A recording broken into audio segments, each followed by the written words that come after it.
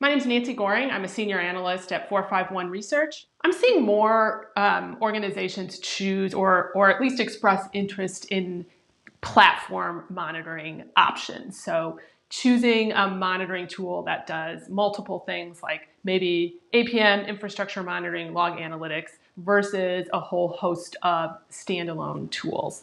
And there's a number of interesting drivers for this decision and some really particularly interesting upsides. So one of the key drivers is that in modern application environments, organizations are finding that they're collecting a much bigger volume of operations data.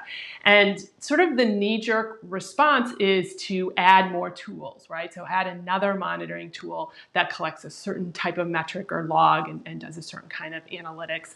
But the result has been tool sprawl, and a very siloed environment. So they're collecting all of this interesting, useful operations data, but it's siloed in individual tools.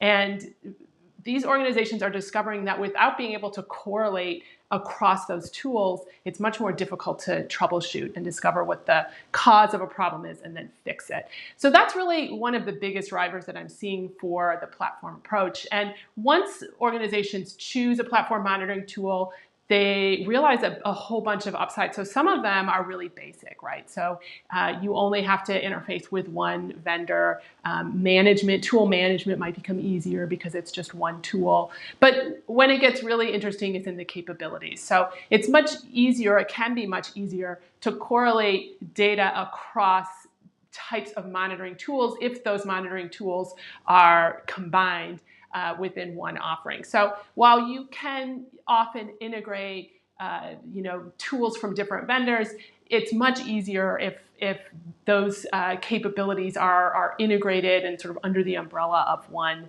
vendor. And what ends up happening is that data is automatically correlated so that you can much more quickly understand when you've got an alert storm going on, which alert is really the interesting one. What's the root cause of this problem that's setting off all of these alarms?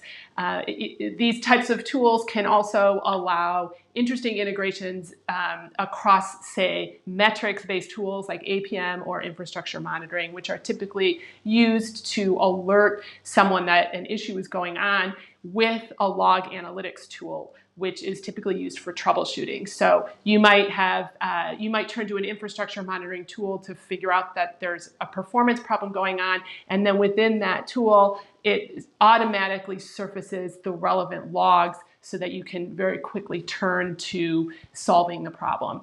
So these are some of the biggest upsides that I'm seeing and the big drivers behind the growing interest in the platform approach in monitoring.